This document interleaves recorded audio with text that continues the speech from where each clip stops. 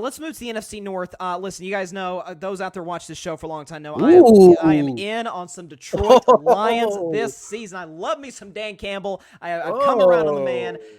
Detroit at 11-6. They've got a top 5 offense in the NFL. The defense did improve this Oh. offseason. By the way, offensively, how about this, Ryan? A guy that you and I love, Jahmyr Gibbs at the University of Oh yeah. Alabama, is going Love to that be guy. a problem. Love him. The second coming of Alvin Kamara is Jahmyr Gibbs. They got an amazing offensive line. Amon-Ra St. Brown. You hope Jamison Williams, once he comes back from the gambling suspension, gets to the player, the type of player he was at Alabama. But they're loaded with offensive playmakers. Ben Johnson's one of the better offensive coordinators in the NFL, and the defense, which was a huge issue for them last year, albeit not toward the end of the year, got better.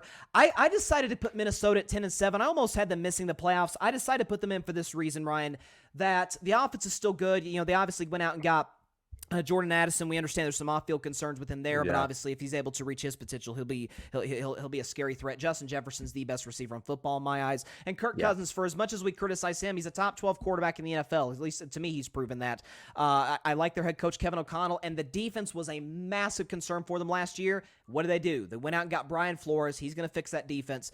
They will not be 31st or wherever they were at in pass defense last year, which really hurt them, particularly in that playoff game against Daniel Jones. I remember there was even a Thanksgiving game where they made Mac Jones look like Tom Brady. That's how bad that defense was. So that'll be better this year. So I'll give Minnesota double-digit wins. It is a talented team. Chicago put it 8-9. I think Justin Fields is better this year than he was last year. It's an improved offensive line. They drafted my man Darnell Wright out of Tennessee. They upgraded obviously in the whole number 1 pick trade. They went out and got DJ Moore, who I've always loved, from Carolina. They got Chase Claypool. They got Darnell Mooney. Tight ends are good. So I think this is a big year for Justin Fields. That year 3 always tends to be big for quarterbacks. I think he shows up and shows out with his arm and with his legs. I want to see him improve more as a pocket passer. Didn't really see that last year, albeit he was running for his life, kind of Archie Manning style.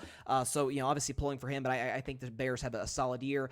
And listen, I know the Packers fans probably don't want to hear this, but somebody's got to be honest about this team and their outlook going in on 2023. And they're going 6-11. Okay, they're going to be the worst team in the NFC North. I don't believe in Jordan Love. I don't believe in Matt LaFleur. I think this is going to be a disastrous year for the Green Bay Packers. Listen, Cheesehead Ozzy is going to make some appearances every once in a while, but it's not going to be a good year for Green Bay. So don't mind me, Ryan. What do you think about the NFC North? I guess I can get on the whole Lions thing there. Are they ready to make that jump? Are they ready to be in the spotlight per se? Right, they got a big game this Thursday, right, against Kansas City. If they lose, I'm okay with that. I just want to see how they play. If they come out and it's a close game, then you can, that's something to build on. And I get it. Like, this is the National Football League.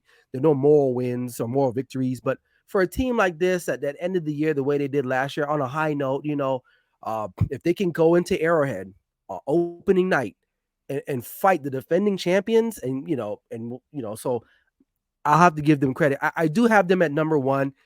I am a little torn with the rest of the last 3 because I actually still believe in the Packers. A lot of people do. As they got 2 really good running backs. Their offensive line is still one of the best in all of the National Football League. You got a young quarterback with some young receivers. Christian Watson he took flight a little bit last year, especially after that Cowboys game when he torched the Cowboys. But how will him and Jordan Love play? That's a big question. The whole thing with the Bears, yes, they did go ahead and add a bunch of guys that should help Justin Fields. I'm just not a Justin Fields believer, unfortunately. I think he's more of a runner, and eventually he's going to run himself out of the league. And Kirk Cousins has been in Minnesota for, it feels like, forever now. Yeah. And they just can't get over the hump. You let Dalvin Cook go, your best running back. It's going to be running back by committee there. You still got the best receiver in all of the land. So I'm kind of, this one's tough for me, man. I think the Lions are in a good spot there, but I would probably switch the Bears and the Packers if I were to do this. I respect that, and something else too. The way you were describing the Packers, and you're accurate on all your points that they got 2 good running backs, offensive line's great. I look at them honestly as the Atlanta Falcons with a slightly better defense. Obviously, they got Jair Alexander. They went defense in the draft. That's going to be something for them this year. That's going to be able to keep them in a lot of games. Right. But that's for Green Bay again.